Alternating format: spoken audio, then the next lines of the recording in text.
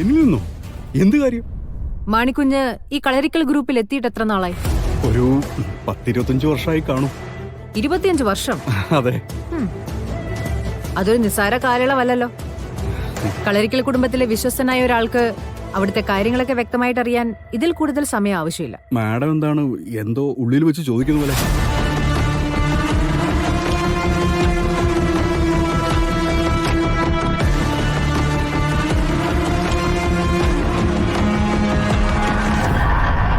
മോളെ കൃഷ്ണ,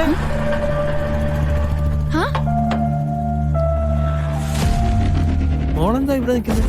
അത് അമ്മ ഇവിടെ ഉണ്ടെന്ന് പറഞ്ഞു. തങ്കേച്ചി? ആര് പറഞ്ഞു? അത് അയാളുടെ പേരൊന്നും എനിക്കറിയില്ല. നമ്മുടെ നാട്ടിൽ മുമ്പൊരിക്കൽ വന്നിട്ടുണ്ട് ഒരു ബിസിനസ് കാര്യത്തിന്. എന്നെ കണ്ടപ്പോ പറഞ്ഞു അമ്മ കാത്തിരിക്കാണ്, നല്ല ടെൻഷനിലാണെന്നൊക്കെ. എന്നിട്ട് അയാൾ എവിടെ? അയാൾ അകത്തേക്ക് കയറിപ്പോയി. എന്ത് അവസ്ഥ മോളെ നീ കാണിക്കുന്നു? ഇത് നമ്മുടെ നാട്ടിൻപുറമൊന്നുമല്ല, പട്ടണമാ. ഇവിടെ പലതരത്തിലുള്ള തട്ടിപ്പും നടക്കും. മോള് അമ്മയൊന്ന് വിളിച്ചു ചോദിച്ചു. അയ്യോ, ഞാനത് ആലോചിച്ചില്ല. ഇങ്ങനെയൊക്കെ ഇറങ്ങി പുറപ്പെടും മുമ്പ് ഒന്ന് ചോദിക്കണ്ടേ? പെട്ടെന്ന് വിളിക്ക്.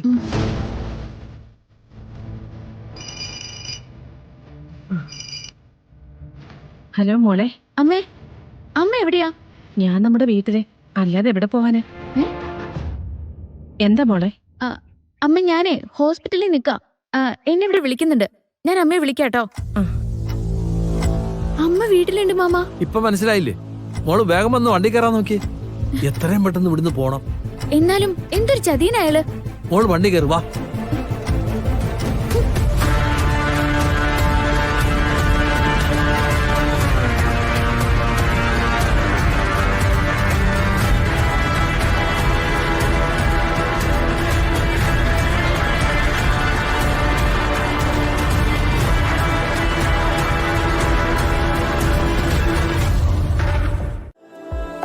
മമ്മി, എനിക്ക് നവീനിൽ തോന്നിയ പ്രത്യേകത എന്താണെന്നറിയോ? നവീൻ ഒരു കാര്യവും ബോധപൂർവം ചെയ്തിട്ടില്ല. അയാൾ നടക്കുന്ന വഴിയിലൂടെ എന്നെയും കൂടെ നടത്തി. അയാൾ പോകുന്നിടങ്ങൾ എനിക്കും കാണിച്ചു തന്നു. And it's full of life. So മമ്മിയുടെ മോള് തീരുമാനമെടുത്തു. ഗാഥ ശ്രീനിവാസൻ ഒരു വരനുണ്ടെങ്കിൽ അത് നവീൻ വർമ്മ മാത്രമായിരിക്കും. 24 മണിക്കൂർ കൊണ്ട് ഒരാളെ വിലയിരുത്തുക എന്നൊക്കെ പറയുന്നത്, ഒരു പെണ്ണ് കാണലിനിടയിൽ വീണ് കിട്ടുന്ന 1-2 മിനിറ്റ് കൊണ്ട് ഒരു പുരുഷനെ ഒരു സ്ത്രീ മനസ്സിലാക്കുന്നു, വിവാഹം കഴിക്കുന്നു. അതല്ലേ നമ്മുടെ നാട്ടിലെ സിസ്റ്റം?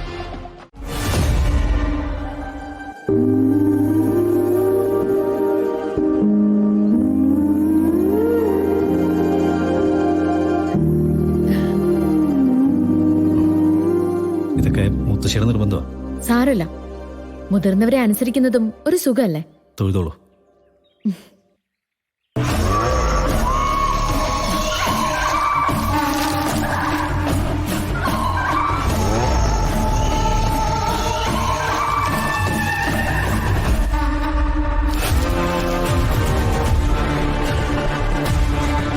നിശ്ചയത്തിന്റെ അന്ന് സർപ്പക്കളം ഉണ്ടായിരുന്നെങ്കിലും എനിക്കത് കാണാൻ പറ്റിയില്ല.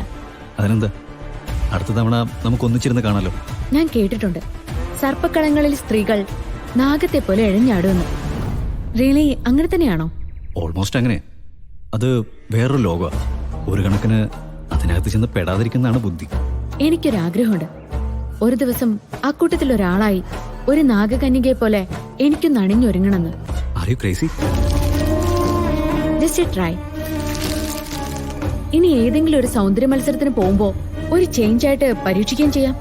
അമ്മയുടെ ബിസിനസ് ബുദ്ധി കൃത്യമായിട്ട് ഈ തലയിലും പതിഞ്ഞിട്ടുണ്ട്. സമ്മതിച്ചു തന്നിരിക്കുന്നു. ഒന്നുകൂടെ പ്രാർത്ഥിച്ചോ.